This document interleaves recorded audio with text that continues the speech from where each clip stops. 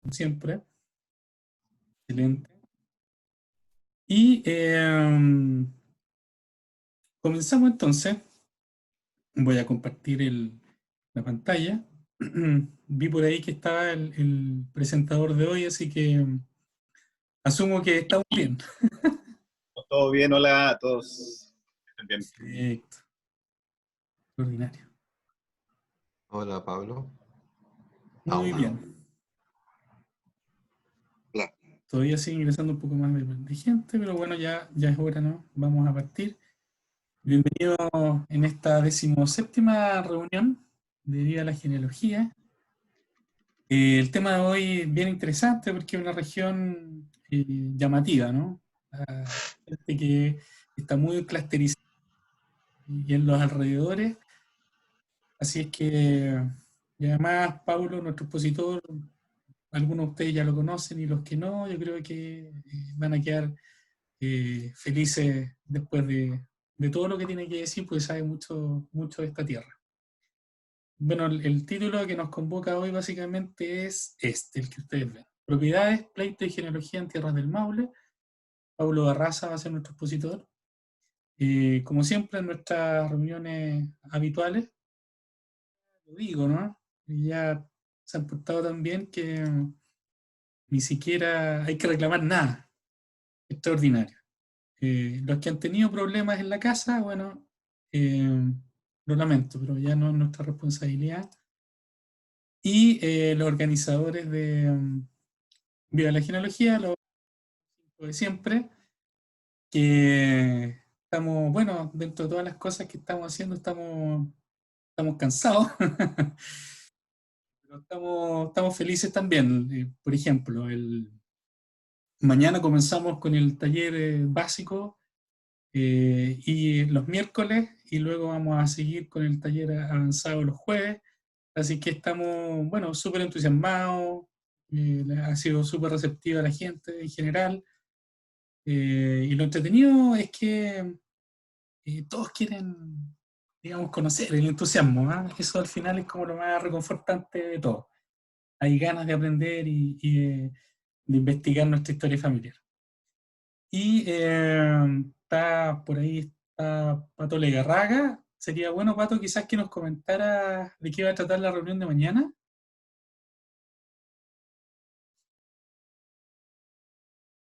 ¿O no estás, Pato? Parece que justo se... Cristian, sí. Ahí Mañana a las está. 7, una entretenida charla de Juan Carlos Lago sobre el juego de mus.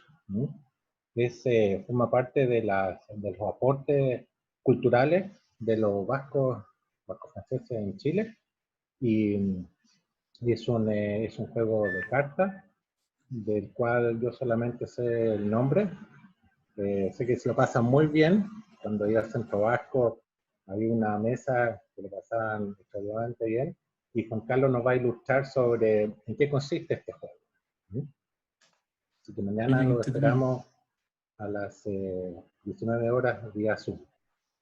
Oye, están en la etapa de los juegos, porque la otra vez estaban con la pelota vasca. Así es.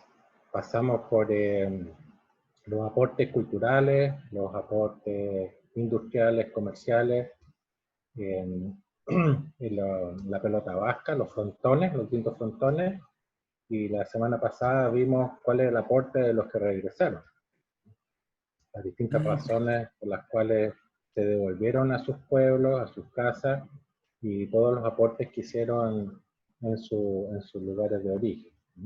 Y ahora volvemos al deporte, al juego de mus. Así que va a estar muy, muy entretenida con Juan Carlos Lagos, que es una persona con mucha experiencia y que ha participado en campeonatos mundiales de este juego de cartas. Bueno, ya saben, todos invitados. Todos invitados, sí. Si no tienen antepasados vasco-franceses, no importa, porque pueden aprender un nuevo juego. Total, Absolutamente. la Parece que es pandemia muy sigue. entretenido. Sí. Estar así un buen rato. Así es, así es. Ya, perfecto. Eso. Gracias, Cristian. Entonces continuamos con lo nuestro. Básicamente, con el caso de la semana y una gran sorpresa. No va a haber caso de la semana. Lo lamento, pero en realidad digamos que nos faltaron horas del día, ¿no? Así es que lamentablemente, aunque avanzamos harto, si es que se pudiera, quizás al final de esta jornada podríamos ver uno de los casos que está por ahí más o menos, ¿eh? Pero para ahora sí, listo, ahora no está, así que lo lamento por la expectación que podemos haber causado en algunos. Intentaremos ponernos al día en la última jornada de la próxima semana. Y eso, ¿ah? Lo bueno es que no importa, porque tenemos un gran presentador hoy, Pablo Barraza. Pablo es miembro del Instituto Chileno de Investigaciones Genealógicas, ha investigado bastante la zona del Maule. Este año envió un trabajo para ser publicado en la revista, muy interesante, una familia Olivares, antigua por lo demás y con presencia hasta hoy, de esta zona. Ha hecho varias presentaciones en el instituto y también en el Archivo Nacional, así que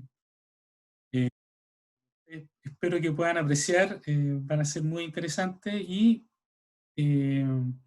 muy buen presentador. Entonces, pongan atención también en los detalles y, por supuesto, su buena disposición de estar hoy con nosotros, se la agradecemos desde ya, y su muy buena disposición para responder todas las preguntas que quieran. Dijo que podía estar fácilmente hasta las 12 de la noche, así que no hay ningún problema si alguien quiere estar hasta esa hora. Gracias, Pablo. Y bueno, eso es. Agradecemos entonces a Pablo su muy buena disposición y las ganas de mostrar también cosas que está investigando. Así que cuando más, Pablo, Ya, puede compartir pantalla. eso, por favor. Gracias. Como pueden apreciar, Pablo tiene una pequeña biblioteca de uno que otro libro, y no pregunten de qué libros son, porque van a querer asaltar esa casa. No queremos que se cometan delitos. Oye, hola, buenas noches nuevamente. Espero que estén todos muy bien. Vamos a ver acá para poder hacer el compartir la pantalla. Estoy haciéndolo bien. Creo que no sé. Mira, abajo, el panel de abajo, compartir pantalla. Ok, compartir. Ahora preferencias de sistema, seguridad, privacidad, para obtener. Estas es como las típicas cosas que ocurren cuando uno no quiere que ocurran. Tienes que seleccionar lo que vas a compartir y después le das el tic al compartir. Sí, pero es que tengo un pequeño problemilla, pero que lo vamos a solucionar inmediatamente. Bueno, mientras tanto Pablo tenía preparado un chiste que quería contarlo. Creo que es el momento. Oye, no, mira, mientras soluciono el problemilla, contarle un poco lo que la trastienda de lo que significa hacer una presentación de este tipo. Voy a contar algunos secretos de lo que ocurre. Cuando me pidieron hacer la presentación, por supuesto, accedí como buen colaborador en hacerla y le planteé a José, que me llamó, ¿de qué hablo? ¿De qué te gustaría que presentase? Entonces José me dice, mándame los temas que tú estés investigando y en cierta forma ahí vemos cuál es más interesante. ¿Se ve ahí la pantalla? Sí. Excelente. Sí, Ahora se sí. ve. Les dejo de contar la historia entonces, porque ya se ve la pantalla. No, me dice, de los temas que tú consideres que sean relevantes o que sean en cierta forma entretenidos de compartir. Le mandé 3 temas. Uno, una presentación que ya hice, que es sobre los caciques de Huenchuyamí, en la 7ª región de donde yo soy. Otro sobre justamente la familia Olivares, de la que hablaba Cristian, que es un trabajo que desarrollé este año. Y tenía apuntes desde hace 10 años sobre un trabajo que partió muy curioso y que les voy a ir contando ahí cómo se desarrolló, pero que no lo tengo desarrollado y no está completo. Pero lo quise poner, dije yo, por último, adivinen cuál eligió. El más difícil, el que no tenía la presentación, el que no lo tengo armado. Por lo tanto, estuve muy entretenido el fin de semana armando esta presentación, y lo entretenido de esto es volver a encontrarse con lo que uno investiga. Cuando uno investiga, generalmente pasan años, uno deja descansar un poco los documentos y después los vuelve a revisar, a remirar, y te vas encontrando con cosas que hace años no las veías y ahora te sorprenden que estén ahí, y un poco también todo lo que se ha ido juntando en 10 años y que se va descontrolando en cierta forma en algún momento. En este caso, en específico, tal como les decía, es un trabajo que trata de algo muy simple, de preguntarse, y una buena pregunta para empezar, ¿dónde se crió usted? ¿Dónde vive actualmente usted? ¿Se ha preguntado alguna vez de quién era ese lugar donde usted vive en este momento?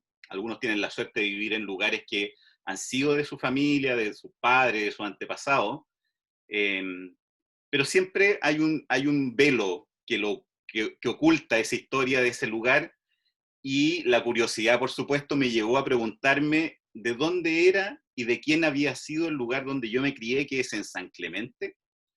San Clemente es una comuna de la región del Maule.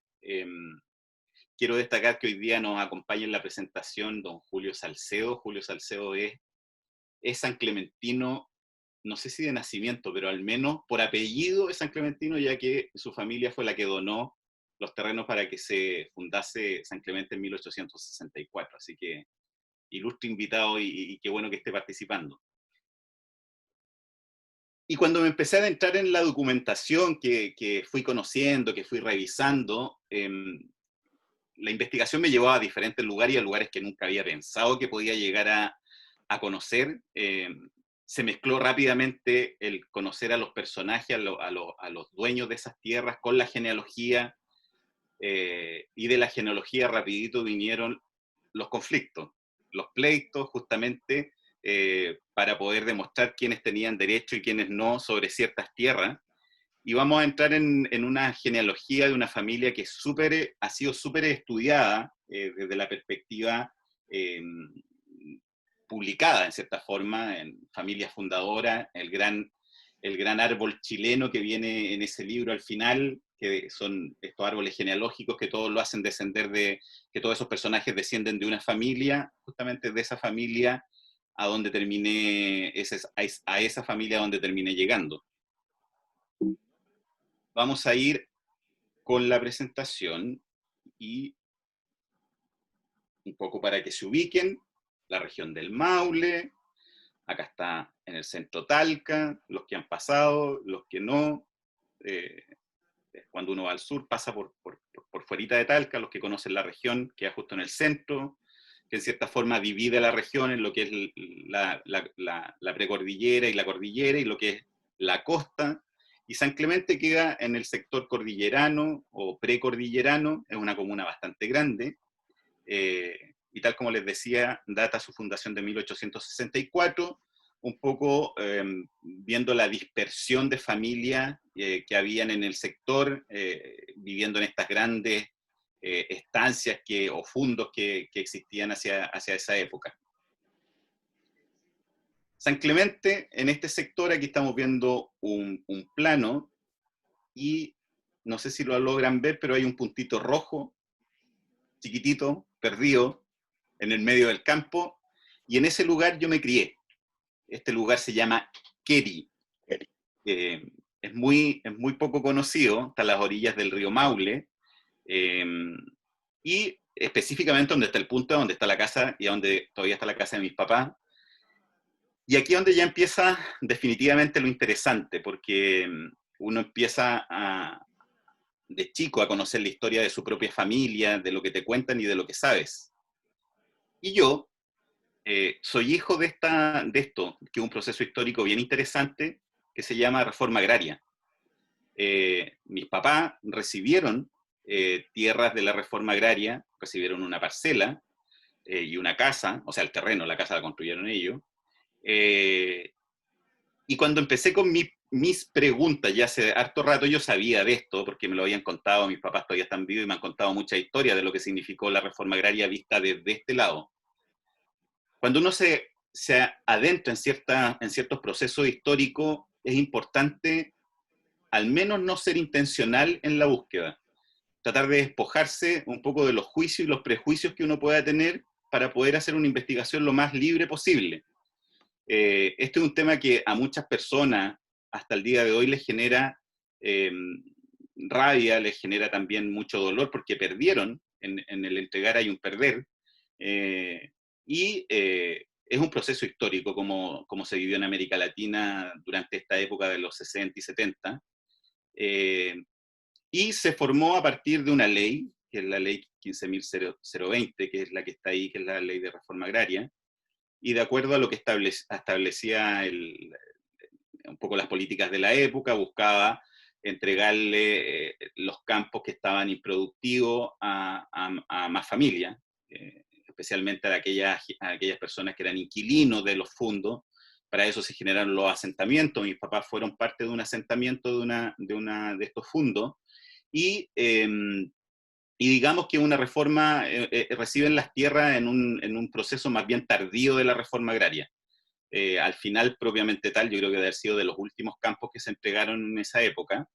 Y otra característica que también lo sé, y lo sé por diferentes fuentes documentales y orales, es que no fue un proceso violento, más bien fue un proceso tranquilo, no hubieron tomas, no ocurrió de esa forma, más bien hubo un acuerdo entre los dueños del fondo, que es una familia muy conocida en la séptima región, y los que eran los inquilinos que finalmente estaban asentados en estos grupos que iban a recibir las tierras y que se les preparó para poder recibir esas tierras.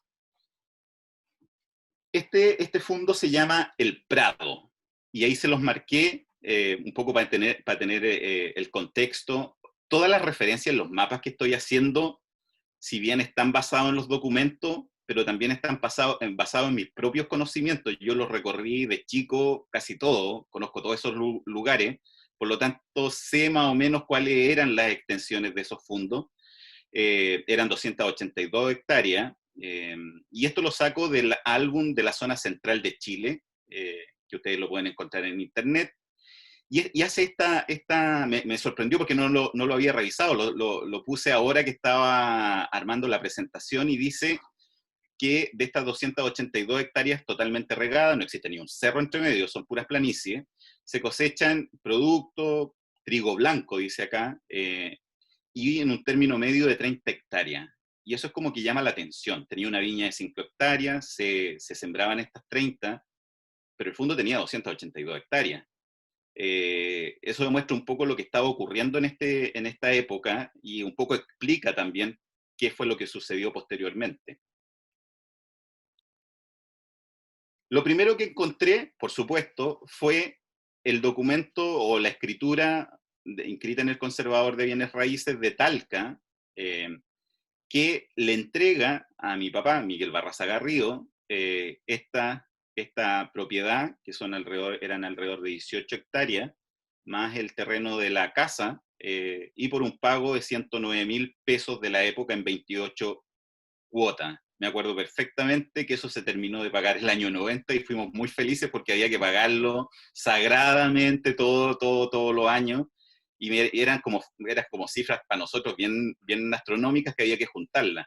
Entonces, y que generó muchos problemas porque que la cosecha se perdía, era todo un lío. Entonces, se pagó, se saneó, y posteriormente mi papá terminó vendiendo parte del campo. Según esta misma escritura que encontré, este predio se expropió por las causas señaladas en el artículo 3 de la ley 16.640, y esto está publicado en el Diario Oficial. El Diario Oficial lo pueden consultar en línea. Después al final les voy a dejar ahí algunos tips para que puedan hacer búsquedas de este tipo. Y por supuesto, revisé lo que decía la ley 16.640 en el artículo 3, y hacía referencia un poco a lo que les estaba contando antes, cuáles eran las características de los predios para poder ser expropiados. Y en este caso, este predio cumplía esas características. Y empezó esto que yo sé que muchos han hecho y que de repente se quedan pegados y no pueden avanzar. ¿De quién era este fondo?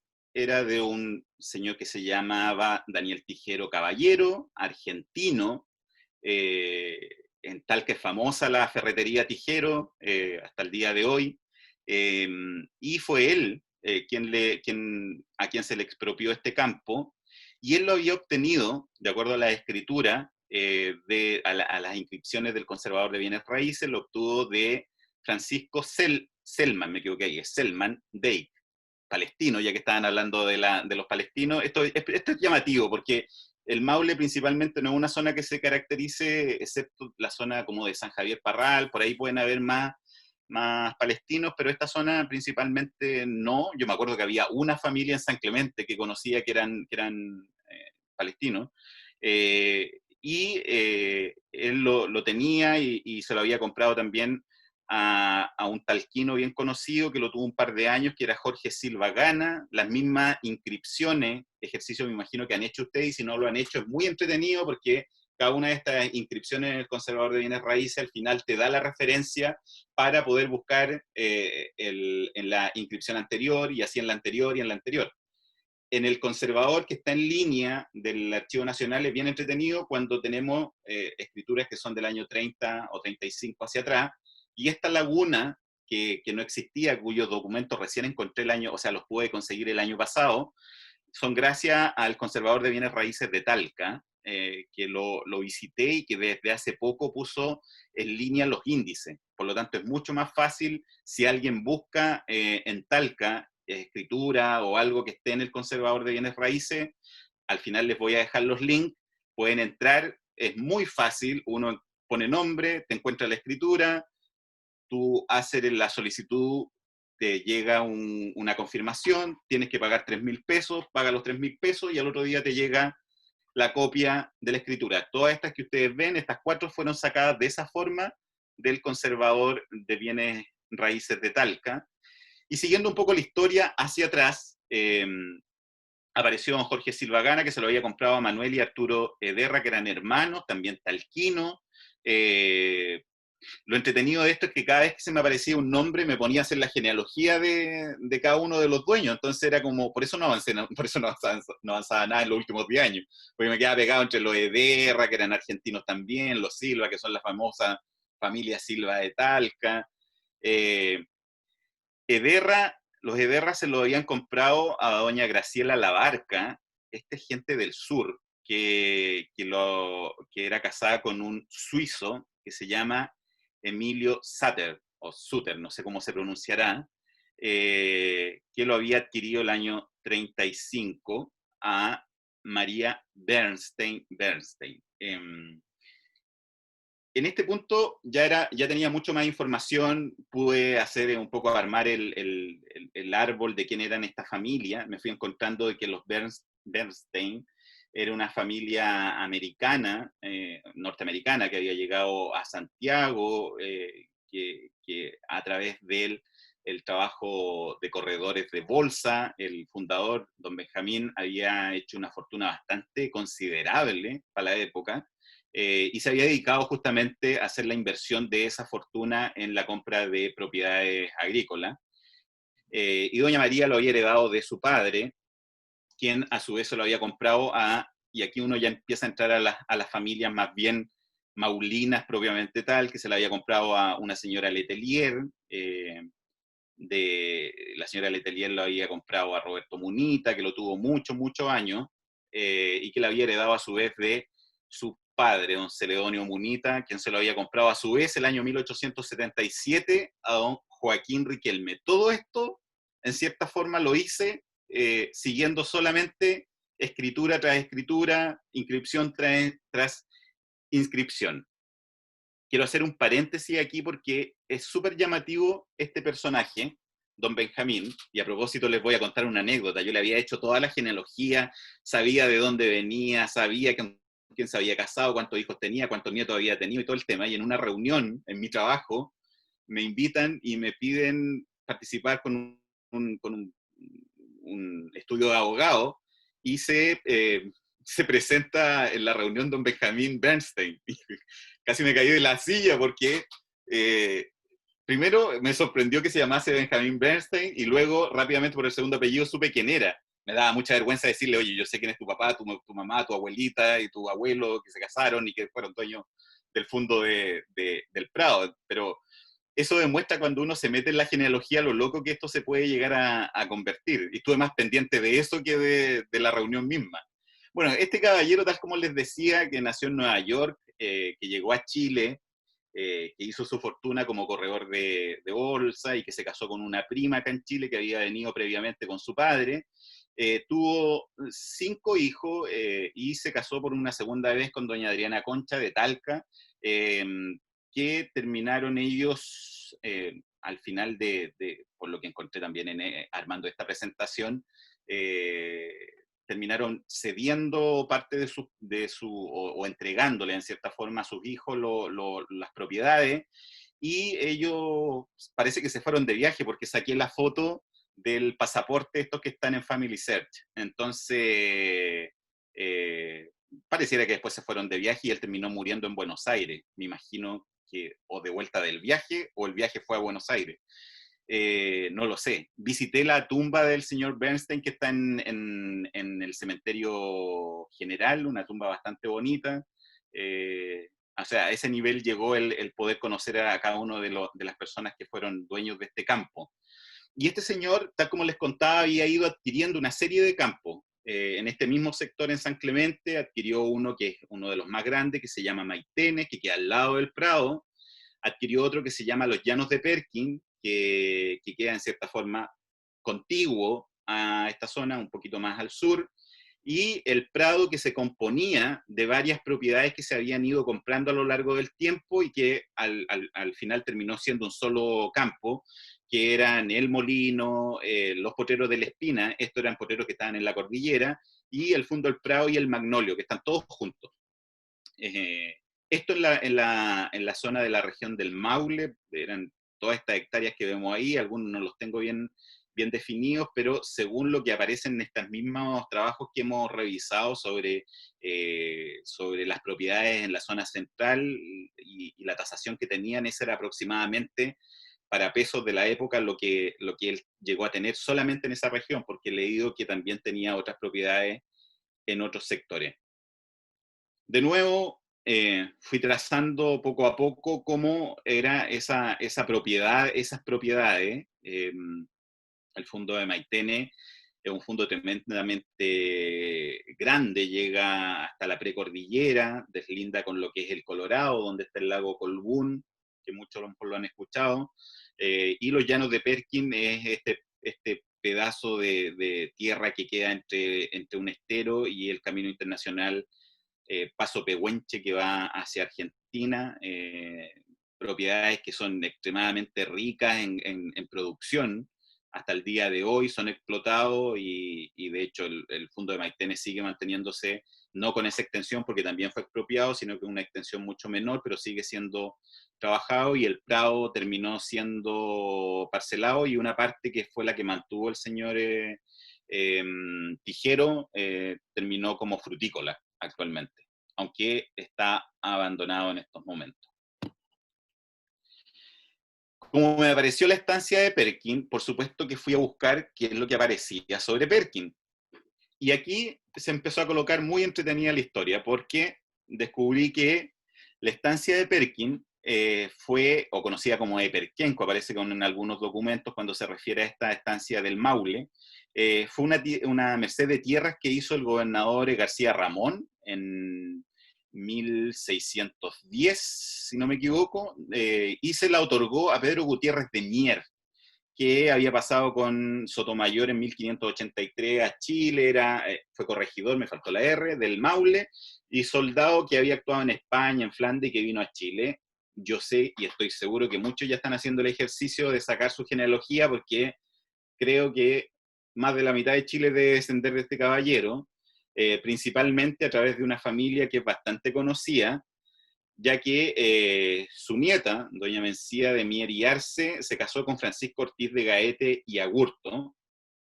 Por lo tanto, esta propiedad de Perkin vino a dar a esta familia. Si bien lo que yo encontré era una parte de la estancia, o de lo que había sido antiguamente la estancia de Perkin. Me fui dando cuenta poco a poco que esta estancia era extremadamente grande, con ciertos deslindes un poco descomunales entre el río Claro y el río Maule, con la cordillera por el oriente. Por lo tanto, en cierta forma cabía todo, toda la mitad de la región del Maule, o la mitad, en cierta forma, la mitad central de la región del Maule estaba en un solo grupo agrícola. De este matrimonio ya la estancia comienza a ser parte de la familia Gaete, hasta su nieto, Francisco Ortiz de Gaete Bravo de Naveda, que la hereda junto con su hermano, don Juan Ortiz de Gaete. Y don Juan, que no tuvo hijos legítimos, termina entregando esta herencia a sus sobrinas, y ellos no solamente eran dueños de esta estancia, sino que eran dueños de otra que es tremenda también, que está al otro lado, en el lado sur del río Maule, que es Villavicencio. Por lo tanto, eran señores de todo lo que era esa zona. Hay historias bastante entretenidas respecto a los Ortiz de Gaete que se pueden consultar ahí en línea, que están asociadas principalmente al gran alzamiento indígena que ocurrió en el siglo XVII, ahí a mediados del XVII, donde los indígenas llegaron hasta la estancia de Perkin. Hay registros escritos que demuestran eso. De hecho, hay uno que me parece súper interesante, ya que investigando a una de mis familias de apellido Roja, uno de los documentos, de los testamentos, cuando testa, dice que es dueño de los potreros por donde entró el enemigo hacia Perkin. Eso en 1658, 59. Por lo tanto, eso demuestra lo que significó el gran alzamiento indígena de esa época. Y también hay otra historia relacionada con los Gaete que está asociado al derrocamiento de un gobernador de Chile, Acuña Cabrera, creo que, si no me falla la memoria, que terminó dejando el poder por las presiones que ejercía la familia y por la mala administración que habían hecho del gobierno. Uno de los pocos casos de un golpe de Estado, entre comillas, que ocurrió en la colonia. Así que es súper interesante, no solamente desde el punto de vista genealógico, sino del contexto histórico en el que se desarrollaron esta familia y que tenían esa capacidad. De hecho, el padre creo que es el que termina muerto en Lima porque se lo llevaron detenido justamente por hacer este golpe de Estado al gobernador de Chile. Volvamos de nuevo a dónde viene a terminar, o en dónde termina esta estancia, y que desencadena un poco lo sabroso de este trabajo, que son estas 4 hermanas, casadas con familia un poco que uno podría decir que son propias de la región del Maule, especialmente los Silva, tronco de los Silvas que llegaron a la zona de Talca, de los Sepúlveda. Hay una rama pequeña, pero que también descienden de ellos. Luego están los Castro, que son los dueños de Panimávida, y los Orostegui, que vamos a decir que fueron como los parientes pobres de la historia, porque no les fue pareciera tan bien como al resto, más bien se dedicaron al campo y vivieron encerrados en los campos, y pareciera que ahí pasaron los últimos 300 años pleiteando por las tierras que le habían heredado sus antepasados. Y tal como les decía, un poco lo que ocurrió fue que 2 de estas hermanas se hicieron con esta estancia de Perkin. La primera, doña Ana, de acuerdo a los documentos que he leído, explica en una de sus declaraciones que hace a la Real Audiencia que estas tierras se hallan actualmente en pleito, las de Perkin. Y dice, se lo voy a leer textualmente porque es muy interesante, dice que en cuya inteligencia me pasé a hacer arar el dicho retazo que lleva expresado, ya su conclusión compareció allí la susodicha es su hermana, doña Rita, con su yerno don Domingo Donoso, y me trataron con improperios como al más vil, mandando absolutamente a mis peones alzasen de trabajo y amenazándoles, a que se siguió que para apoderarse mejor del lugar vino el juez de esta, como a presionar allí el dicho Donoso y a votarme por fuerza contra todo derecho y justicia, siendo así que dicha doña Rita no tiene ni puede tener en manera alguna más acción ni derecho que yo. 2 hermanas tremendamente diferentes en cierta forma, pero peleando a muerte por la herencia del padre y del tío que había muerto soltero. Doña Rita, de personalidad bastante fuerte, de acuerdo a algunos documentos y al propio testamento que uno puede encontrar en el archivo notarial de Talca. Así lo refleja un estudio también de la familia Ortiz de Gaete, que viene en una de las revistas de estudio histórico. Y solamente destacar ahí que en 1786, cuando ella testa, efectivamente dice que tiene el derecho por sus autores, por sus padres, por parte de mi tío Juan Gaete, al que me hizo donación, y por parte de mi tío don Baltasar. Aquí nombra a otro de los Gaete, sin embargo, es una de las pruebas que fue desestimada después en los juicios que se realizaron, porque don Baltasar tuvo sucesión y incluso testó. Sin embargo, ella dice que también le corresponde por herencia de don Baltasar, porque había muerto sin testamento, y el número de cuadras que pueden tocar hasta que se haga la mensura y partición de dicha estancia, como está mandado por los señores de la Real Audiencia de este reino, con cuya diligencia se esclarecerá lo que a cada heredero deba tocar, y lo declaro para que consten. Es decir, a 1786 el juicio seguía de acuerdo a este testamento. Y así fue como llegué a este juicio de partición de la estancia de Perkin. Uno siempre ha tenido, o ha escuchado, o ha visto, o le ha tocado ser parte de los juicios por herencia, o qué sé yo, y uno se imagina un juicio de un par de años, con mala suerte tal vez, varios años. Sin embargo, este juicio sorprende por la cantidad de años que duró. Lamentablemente no les puedo mirar la cara para preguntarles cuánto se imaginan ustedes que puede llegar a durar un juicio. Este en particular, el juicio de la familia Gaete por la estancia de Perkin, duró 200 años, porque se inició con la muerte de Francisco Ortiz de Gaete en 1719, y en el año 1914 seguía activo el juicio. Comprenderán que a estas alturas la cantidad de herederos que existían abarcaba todo San Clemente a esta altura. Entonces, en 1719, tal como les decía, muere Francisco Ortiz de Gaete. En 1861, definitivamente dicen, ya sabéis que tenemos que ponernos de acuerdo con esta cuestión porque ya vive mucha gente, no sabemos de quién es qué, y dicen, ok, llevemos esto a la justicia nuevamente, y veamos quiénes se presentan para tener, que puedan mostrar derecho a esta estancia. Y llegan estas 32 personas, algunos personajes muy conocidos porque me aparecen en mis propias genealogías, cada uno con sus propios derechos, algunos reales, otros inventados, fueron quedando por el camino. También es lamentable ver como algunos que sí tenían derechos fueron desestimados, pero me da la impresión que fueron desestimados más bien por no tener los recursos necesarios para poder obtener la documentación necesaria para probar su ascendencia. Algunos habían vendido derechos, y estábamos hablando acá de los nietos de quienes habían recibido esos derechos comprados, y un poco la lámina del lado, o la imagen del lado muestra el comparendo que se hizo en 1862 o 63, y están las firmas de todos los que se dicen con este derecho a esta estancia. Dentro de las cosas curiosas que me topé haciendo esta investigación está justamente este plano que muestra a lo que se refieren los llanos de Perkin.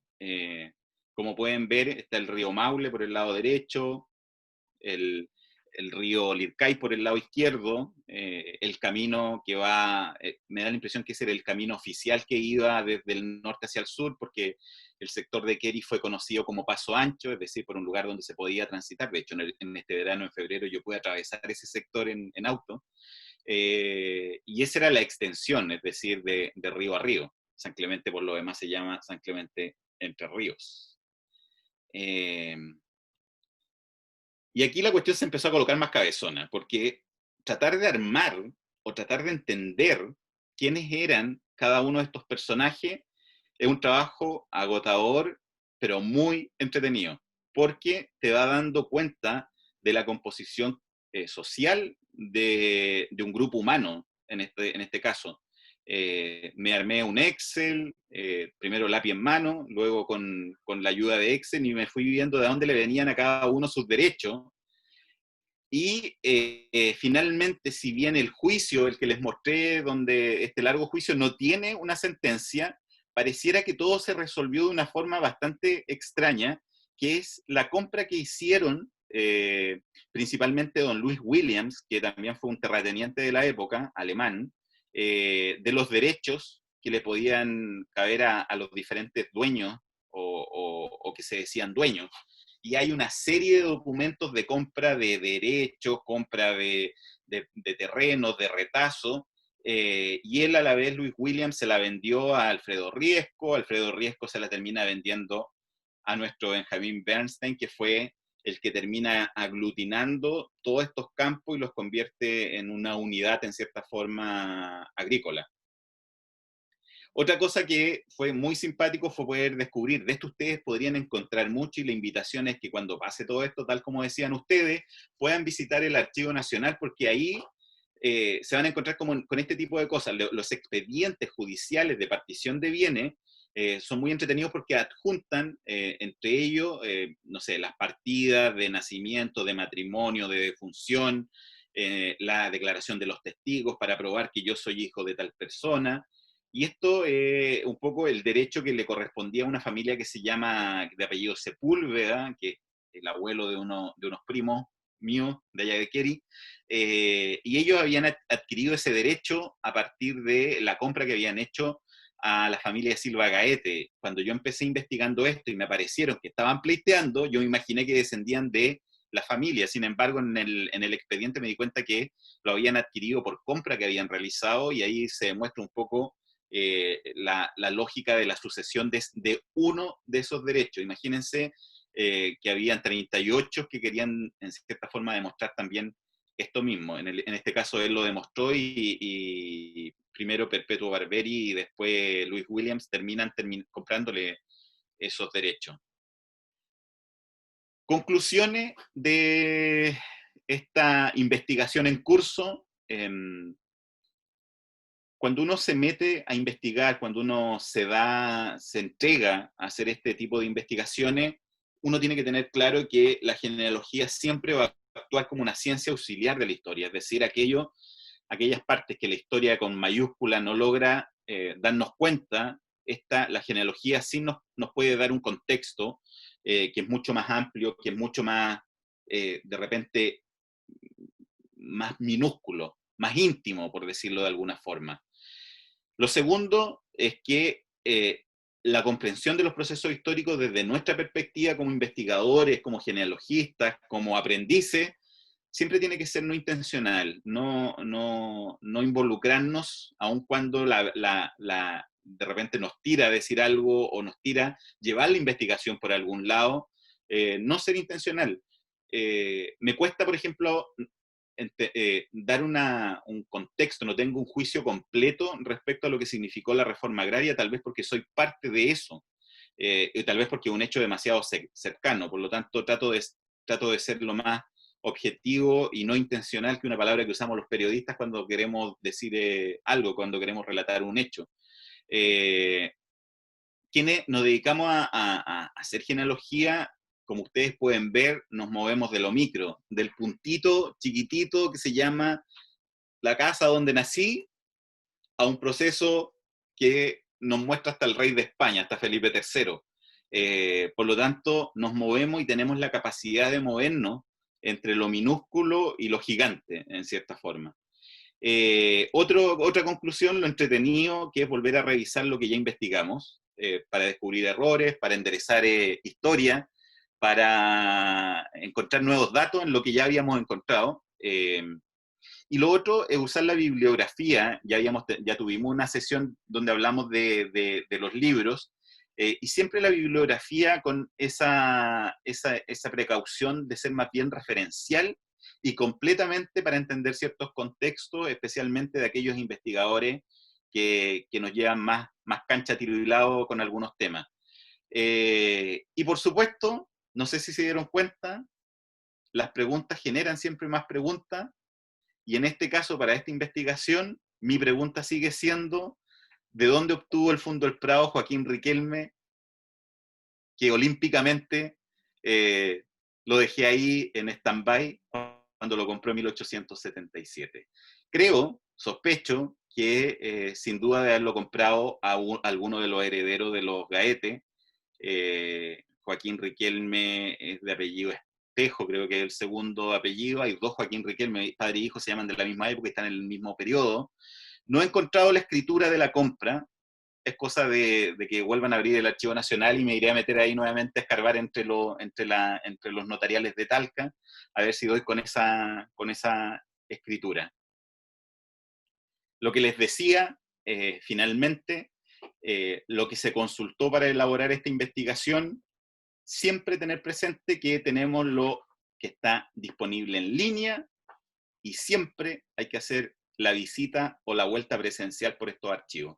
El conservador de bienes raíces de Talca, que lo consulté primero presencial y después online, el catálogo de bienes raíces del Archivo Nacional, que por supuesto lo he visitado y que también mayoritariamente lo he usado en línea, el fondo de notarios del Archivo Nacional, que ha sido lo mismo, de ahí obtuve muchas fotografías también de las escrituras, los judiciales de Talca, que hasta ahora solamente es presencial, por lo tanto me di el trabajo de fotografiar el expediente del juicio por Perkin, el archivo parroquial de Talca, que lo he consultado online, presencial, lo mismo que San Clemente, y un poco las páginas ahí se las dejo, el del Conservador de Bienes Raíces de Talca, el de Bienes Raíces del Archivo Nacional, que espero que sea una página que ustedes hayan visitado mucho, Family Search y el diario oficial, que se pueden encontrar todo este tipo de actuaciones o leyes o decretos que están relacionados con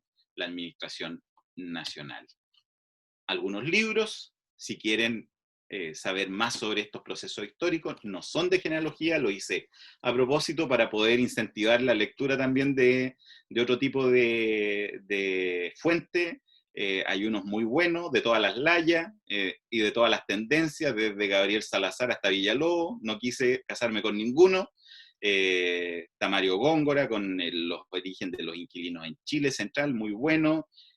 Los libros de Álvaro Jara, Talquino por lo demás, que son las fuentes para la historia del trabajo en el Reino de Chile, que también son muy, muy entretenidos. El origen y el ascenso de la burguesía chilena, de Villalobos, que también es un libro que he leído, y este librito muy chiquitito de Gabriel Salazar que se llama Ser niño guacho en la historia de Chile, que por supuesto desde la perspectiva de Salazar también es muy, muy entretenido, y esos otros que se los voy a dejar y que después lo pueden revisar o buscar y no son difíciles de encontrar en Chile, incluso online.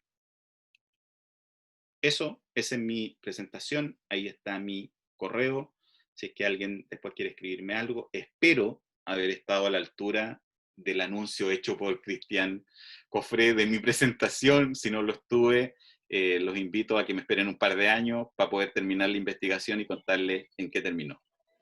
Eso. Gracias, Pablo. Aplausos cerrados. Excelente presentación, Pablo. Muy, muy buena. Sí, Bueno, es como un resumen de todo lo que hemos ido viendo durante toda esta charla.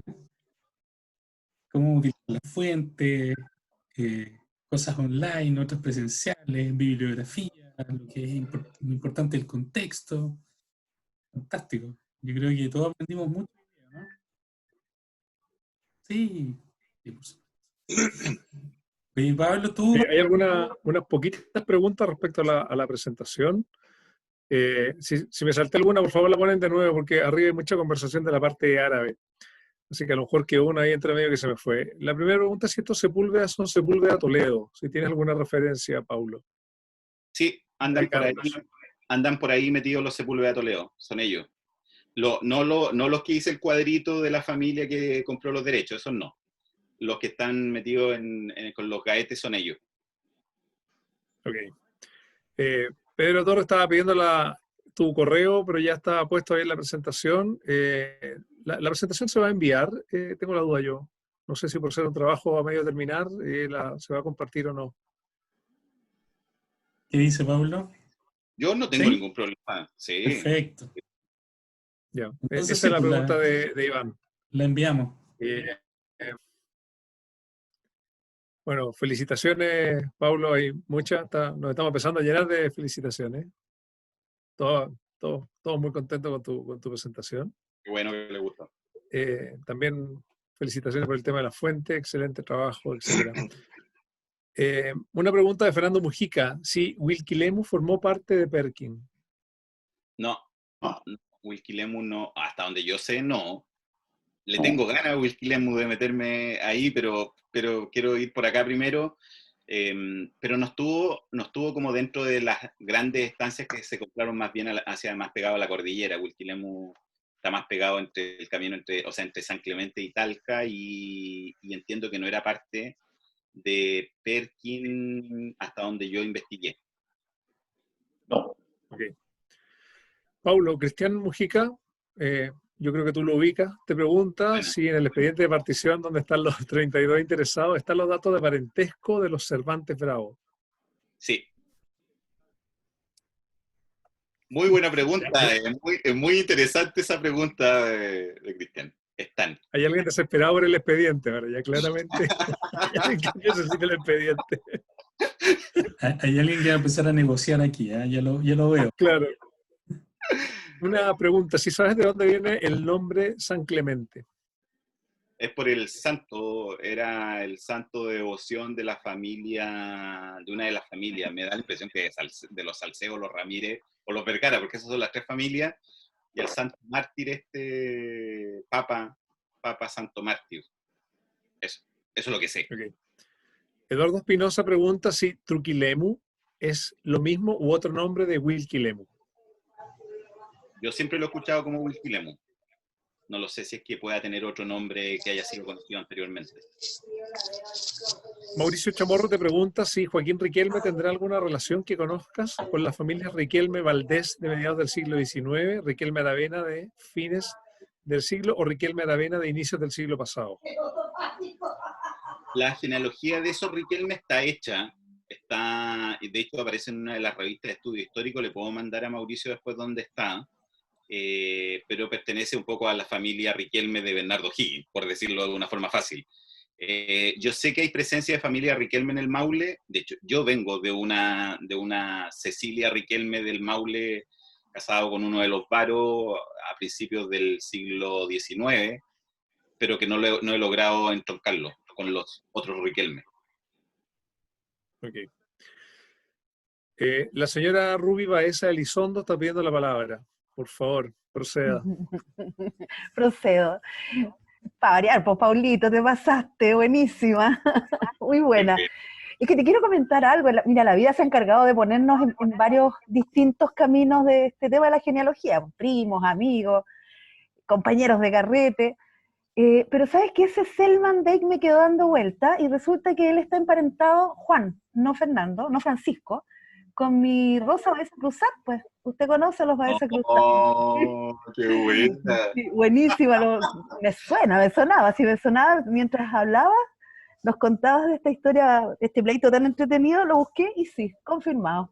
Selman Dake, Wow, que además wow. están en mi Family Tree DNA. Así que si quieres saber más copucha, yo le cuento, yo sé toda esa historia. Excelente. Y todo eso es mío, Bueno. de paso, todo eso es mío, todo mío. Yo también me fui al árbol, pero a mí me tiraron a Villavicencio. Yo me quedo con el pedazo del lado de allá. Así que no. Les dejo su estancia, niños. Oye, Pablo, una pregunta de Mariela Bravo, si son Bravo de Naveda o Bravo Villalba, es todo Bravo. Bravo de... A mí me parece un Bravo de Naveda. Naveda. En el árbol, se me confunden a mí también los Bravos. Son Bravo Naveda. Yo lo abrí. Sí. Cristian Mujica está pidiendo la palabra, seguramente para pedir la folio, página, archivo. Cristian, adelante. Hola, bueno, Paulo, felicitarte, un trabajo muy interesante. Igual se ve que aquí parece todo tan sencillo, pero hay muchas horas de investigación, lo sabemos, ¿no? Está muy bueno. Te quería aportar un dato nomás, que tú mencionaste a Benjamin Bernstein como propietario que aglutinó varias de las tierras y que él adquirió buena parte de sus recursos con sus labores de corredor de bolsa. Lo que sí debería agregar es que en realidad el que hizo verdaderamente la plata fue un tío de él, el tío que fundó la compañía de azúcar Kraft en Valparaíso, la compañía Kraft compañía, bueno, Kraft, la Kraft de Viña, y él en realidad era alemán, y el sobrino pasó por Estados Unidos, por eso es norteamericano, pero don Julio Bernstein Nathaniel era alemán. Él se Excelente. casó con una señora Somarriba y de ahí vienen varios hijos, y ahí entre esos hijos está la Julia Bernstein que tú mencionaste. También dejó descendencia Bernstein de otro de sus hijos. Eso como dato. Y respecto a los Cervantes Bravo, que obviamente me interesa, pero también pues interesante que yo tengo poderes que dan ellos los familiares por sus derechos en Perkins. Así que vamos a hacer un Vamos a hacer intercambio entonces. Y en Intercambio todo rápido. caso, la madre figura como Bravo de Villalba. Puede que más atrás sean Bravo de Navea, pero la casada con Cervantes es Bravo de Villalba. Flora Bravo de Villalba. Eso.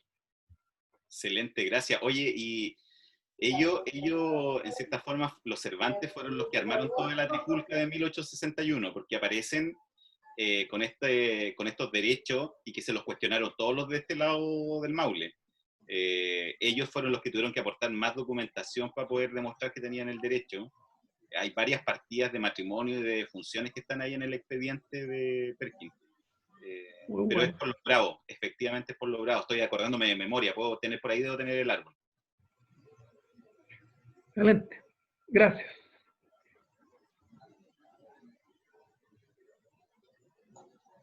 Esas son las preguntas que tenemos. Además de montones de felicitaciones, Pablo, que después te las hacemos llegar por escrito para que las pegues en tu escritorio. Pero excelente charla, buenísima, y obviamente las felicitaciones dan cuenta de eso. Así que estamos ok con las preguntas, Cristian. Tengo una Me pregunta. gustaría... Alex, adelante. Pablo, buenas tardes. Gracias por tu excelente presentación. Oye, igual Cristian, ese señor que llegó de Alemania era judío, ¿verdad? ¿El Bernstein? Vale. Pablo, sabemos que cuando se expropia una propiedad de 283 hectáreas, se reparte entre los inquilinos, tenemos claro. ¿Cuánto le quedaron al dueño? ¿Lo supiste? Tiene la reserva que se llamaba, creo que ¿A son 80? No, creo que son 40. 40, ¿no? Pero normalmente son exactamente. 80, generalmente. Era en general un fondo bien chico. Sí, en los 80 no es tan grande, sí. Sí, este era bastante chico. Creo que son 40 las que le quedaron. Podría confirmarlo, pero me suena como a 40 la famosa reserva. Vale, gracias, muy amable.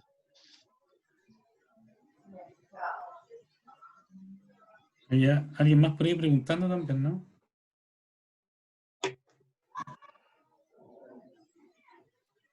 Pablo. Mario Tapia quiere hacer Mario. una...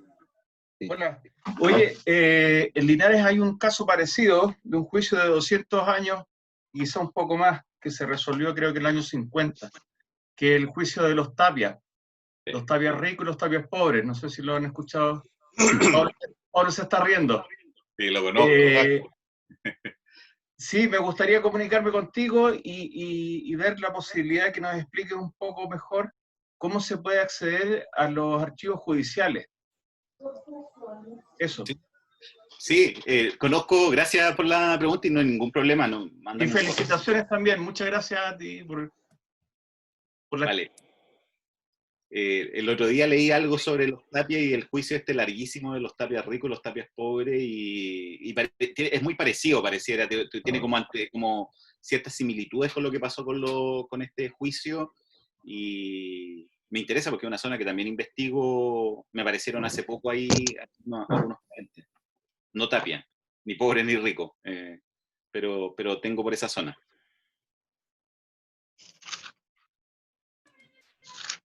La pregunta es cómo acceder a los registros judiciales.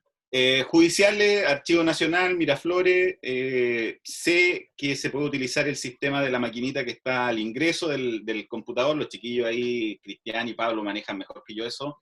Pero cuando yo fui, en mi época, pedía, llevaba la referencia exacta que viene en algunas de los trabajos que se han hecho, especialmente de los Ortiz de Gaete en la revista 29.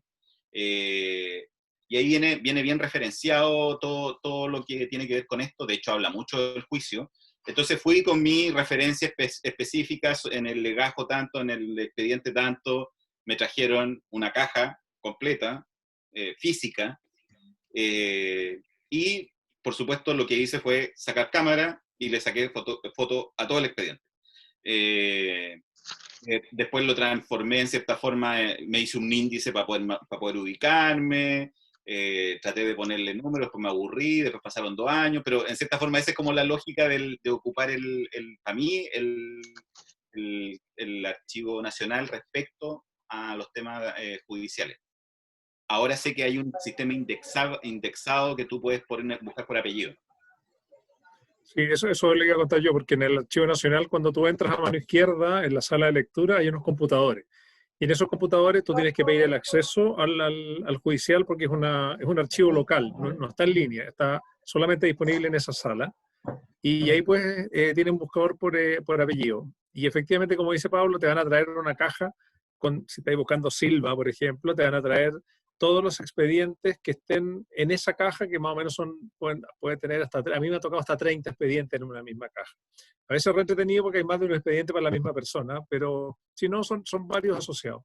Y eso es papel muy antiguo, podéis tomar fotos con guante y toda la historia y después devuelves la caja. Y puedes pedir de a 3 cajas por vez o de a 2 cajas por vez, depende de la atención que te haya en el día. ¿Okay? Hay una pregunta de Mauricio y pregunta si los Silvas que aparecen son de la familia Silva de Talca. Y la pregunta es si serán los mismos Silva de Huacarhue. Creo que son los mismos. Si son Silva Borges, son los mismos. Y a mí me parece que son Silva Borges y que son los mismos, pero habría que ver si el caso puntual es, pero es la misma familia que está en 2 partes. Sí. A no ser que sean otros Silva que no sirven. Claro. Coincidencialmente puede ser, pero generalmente, o sea, la misma familia está en los 2 lados, así que es probable que sean. Exacto. Ok. ¿Alguien más? Última solicitud de palabra, a la 1. ¿Estamos ok? Y yo quería, bueno, la presentación es súper buena y además interesante porque a mí también me interesa el tema de las propiedades y cómo se van heredando, eso es muy entretenido. ¿Podríais contarnos más o menos cuál fue alguna de las dificultades que tuviste que pasar, digamos? ¿Alguna dificultad, no sé, en la lectura o quizás en entender el juicio, por ejemplo? ¿O algo que te haya llamado la atención por ese lado? Mira, la dificultad principal es una dificultad, ya va a aparecer el llorón de la provincia, pero los que vivimos en provincia sufrimos de esto, que es acceder a los documentos. Y un poco la laguna que existe para encontrar escrituras más nuevas, de cierta forma, donde tuve que ir a Talca. De hecho, al principio, yo vivo en La Serena, tuve que ir a Talca a buscar, en esa época vivía en Antofagasta, tuve que ir a Talca a buscar las escrituras de las compras, las primeras, antes de mi papá y un poco para atrás. Esa parte, esa laguna la tuve que cubrir así. Yo creo que eso fue súper difícil, aunque no lo crean, muy difícil, porque no solamente tienes que hacer coincidir que vayas al lugar, sino que no te entregan la cuestión al tiro, por lo tanto tienes que pensar en quedarte un tiempo. Eso se facilitó mucho después cuando pusieron los índices en línea del Conservador de Bienes Raíces de Talca y alguna otra, bueno, el Archivo Nacional por sí mismo, consultarlo este expediente un poco. Yo no tenía, esta fue mi primera experiencia en investigar en expedientes judiciales. Estamos hablando que esto lo empecé hace 8 años atrás, por lo tanto era la primera vez, no sabía muy bien también cómo se entendía, cuál era la lógica del archivo judicial. Rápidamente entendí la lógica cuando llegué a las partidas de matrimonio, esa parte dije, ya, esto sí o sí hay que seguir por acá. Pero yo creo que las dificultades están dadas por eso, como por no estar centralizado la información, y por lo que cuesta acceder a ello. Me imagino quienes están fuera de Chile lo frustrante que tiene ser esta historia. Entonces, esas fueron como las dificultades, y bueno, y tengo la gran dificultad. ¿Qué pasa entre 1870 para atrás hasta 1810 o 20? Me falta una escritura que es la que demuestre de dónde sacó la tierra Riquelme. Esa es la dificultad actual. Le voy a preguntar. Los misterios que siempre quedan, ¿no? Las preguntas que quedan abiertas. Oye, ¿y cuál es tu intención con esta investigación? ¿Quieres hacia los lados? ¿O qué te Mira, gustaría? hay algo que no les conté de esta investigación y yo sé que tengo cierta responsabilidad en hacer algo más, una responsabilidad heredada. Me metió en este baile de entender de quién eran las tierras Juan Guillermo Muñoz Correa. Juan Guillermo me contactó hace 10 años atrás y me dijo, sí, que yo era del Maule, me dijo, ¿tú conoces Mariposas? Un fondo que hay allá. Yo dije, por supuesto, es como el fondo del frente. Y me dijo que él estaba haciendo una investigación sobre esta estancia. Me mandó muchos antecedentes y un poco ahí surgió como el bichito de que, ok, le ayudé, intercambiamos mucha información, él me mandó como datos más bien actuales, yo me metí, le mandé como datos antiguos, un fondo que fue del Conde de la Conquista, después encontramos, muy entretenido eso y que está ahí, también lo tengo, y que es como la continuación de Perkin.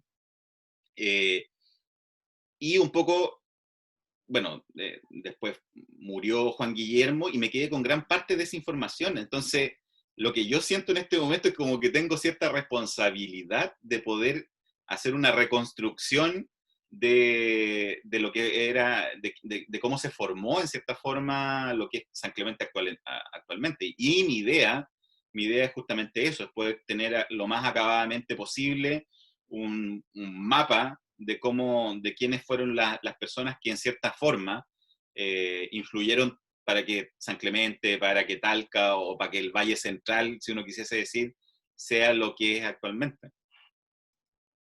Perfecto. Oye, ¿y no te has tincado a escribir, ponte tú, la historia de San Clemente? ¿Sí?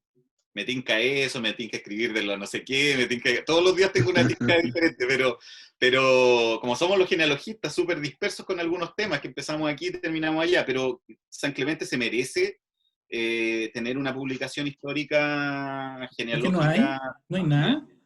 No hay nada, no hay nada. No hay nada y hay familias súper interesantes que son de esa zona, como los Salcedos de Julio, una familia muy, muy entretenida para investigarla, que fueron los que donaron las tierras para poder fundar San Clemente. No sé, es que los tenemos a todos, tenemos a los Cruz, a los Donoso, a los Silva, a los Sepúlveda, todas estas familias que son como las grandes familias terratenientes coloniales y que después vinieron en particiones de tierra, en ramas pobres y en ramas ricas. Creo que es muy entretenido el ejercicio. Por ejemplo, la rama esta de la otra hermana, la que se casó con Orostegui, creo que, tiene descendencia. Mis primos son descendientes de ellos. No sé, mis compañeros de colegio eran todos descendientes de ellos.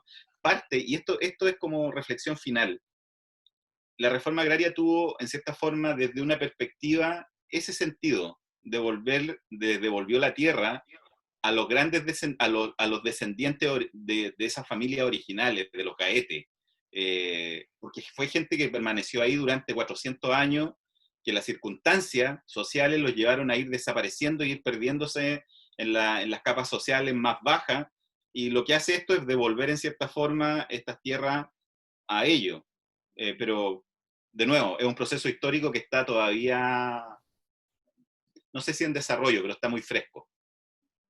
Ahora, qué Oye, Paulo, ¿hay interesante. algunas preguntas más? Perdón, Cristian. Sí, no, es que es súper interesante esto cuando uno va viendo los procesos de hecho de herencia de tierra y cómo algunas líneas, no sé si pasa lo mismo, yo creo que sería súper interesante como ponerle número a este tema, pero cuando las familias tenían muchos hijos, por ejemplo, que llegaban a la adultez, versus otras líneas que tenían muy pocos hijos, entonces al final se repartía la tierra entre más personas y se hacía más chico, y de repente esas familias tan numerosas son las que van decayendo económica y socialmente, mientras que las otras de alguna forma van resguardando ese patrimonio por más tiempo. Es una hipótesis en realidad, pero como que lo he visto en varios lugares, como que daba a pensar eso, ¿ah? No sé si te parece o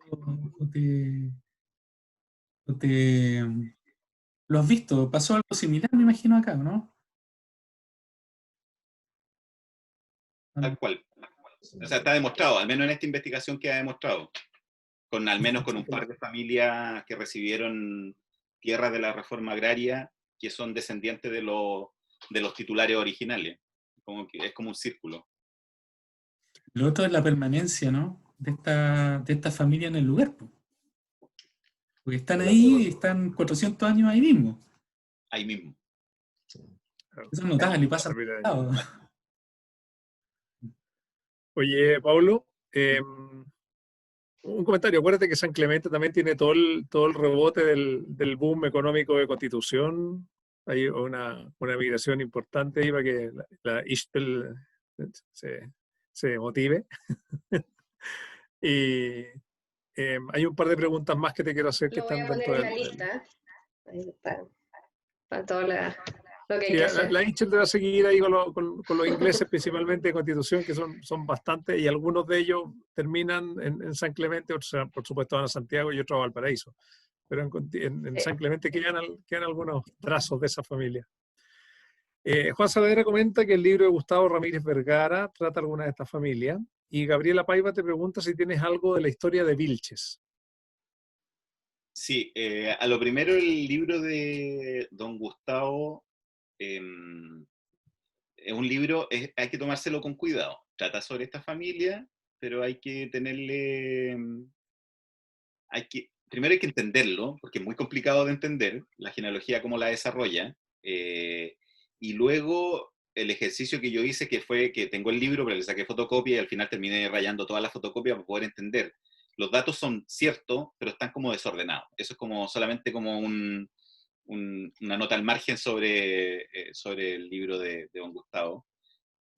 Y respecto a Vilches, ahora haciendo la revisión para poder hacer esta presentación, me encontré una escritura donde se nombra, es la escritura más antigua que he visto donde se nombra Vilches. Estoy hablando de 1700 y algo, y dice específicamente que se hereda o se vende la estancia de Vilches de tal señor. Lo puedo buscar, lo tengo anotado, lo dejé anotado por ahí, si es que les interesa. ¿Y qué viste? Cristian Cofré quiere saber si hay alguna botija de pisco ahí también en esa... Bueno, quiero pelear con los peruanos. Oye, ¿y qué Vilches había ahí antes? Entiendo, esta es mi teoría, que es por Gil de Vilches, que fuera el dueño de la... Por el lugar, ¿no? Claro. Claro, era dueño, fue a quien le dieron esas tierras, Talcamo, la estancia de Talcamo. Claro. Bueno. Ok. Bueno, Heraldo, ¿tú estás viendo el mail de quién? El de Pablo, el que está hablando, Pablo Barraza, disculpa. Se va a enviar con la presentación. Está incluido en su presentación. Gracias. No, lo otro, Vilche, él quedó con, él donó tierra, recibió muchos terrenos y los regaló. Uno de ellos, poderoso económicamente. Don Gil de Vilches. Sí, se lo donó a los agustinos, que son los que tienen las tierras, y después son los agustinos son los que terminan donando las tierras para fundar Talca. Por eso Talca se llama San Agustín de Talca. ¿Alguna otra pregunta?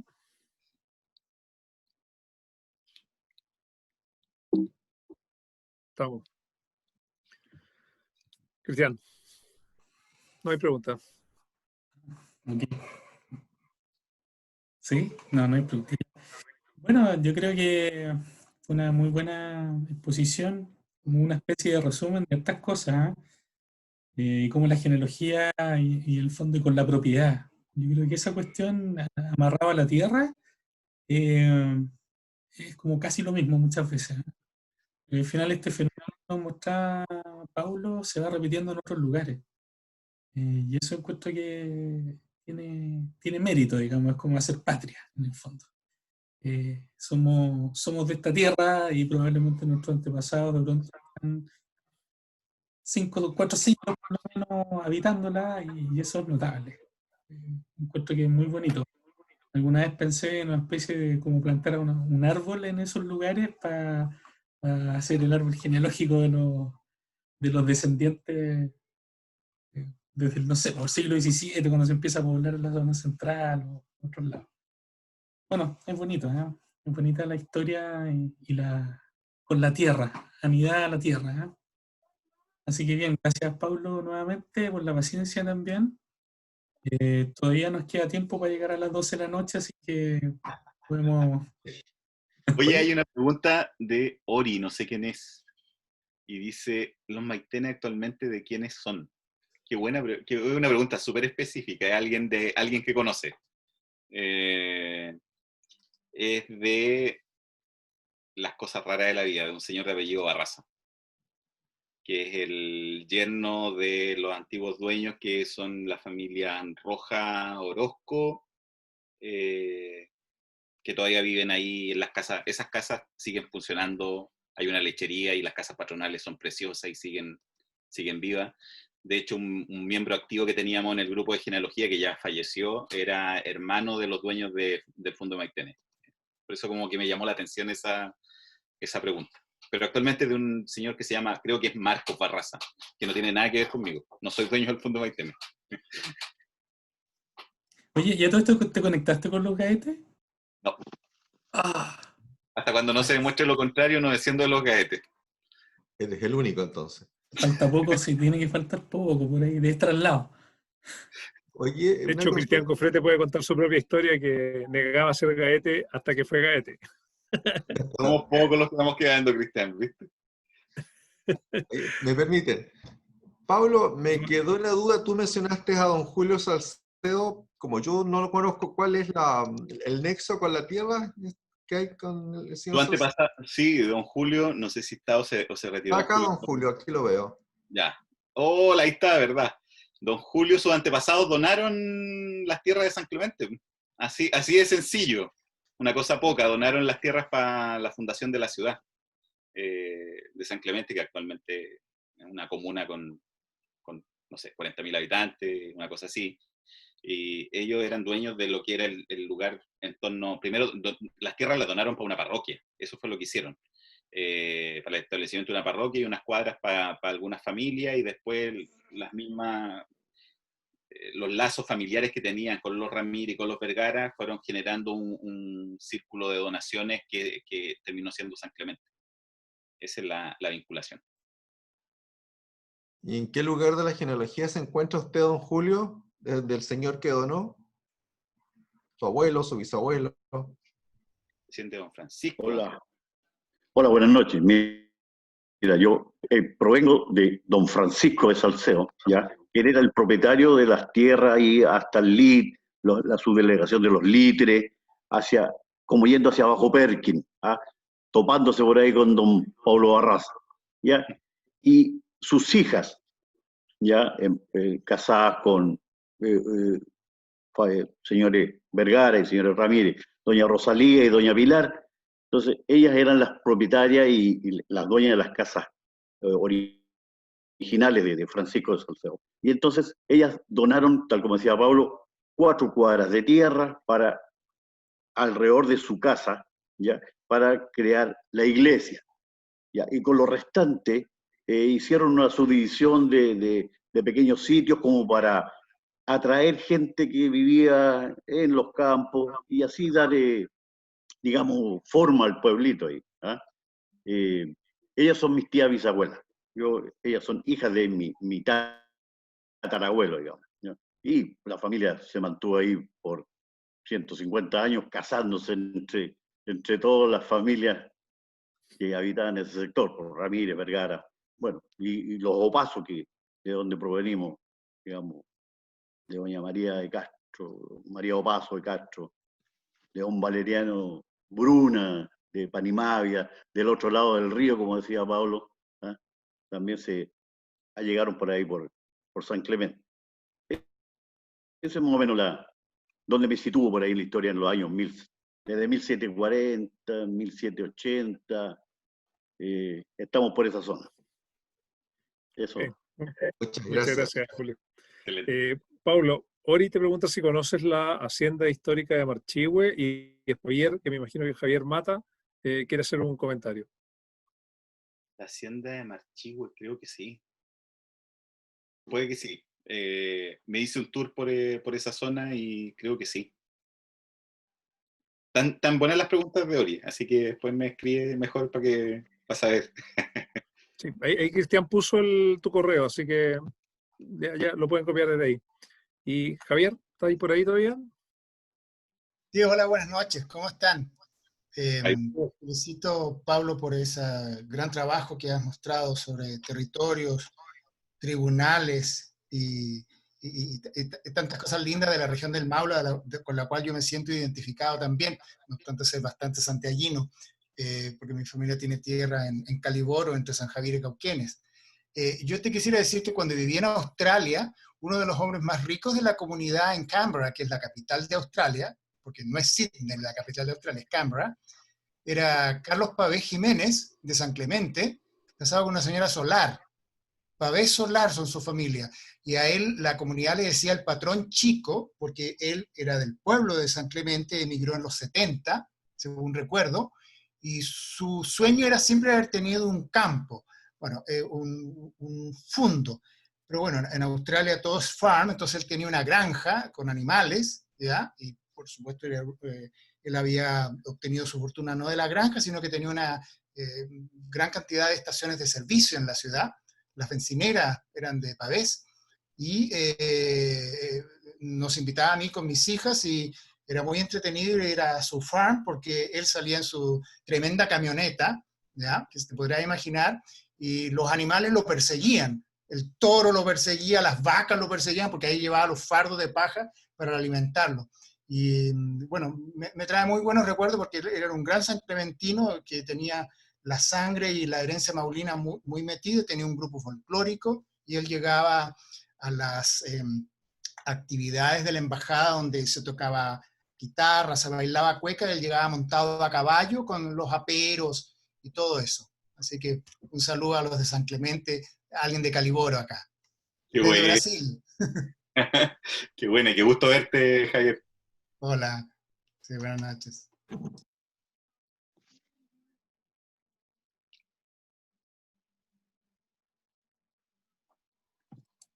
Nuevamente no hay más preguntas.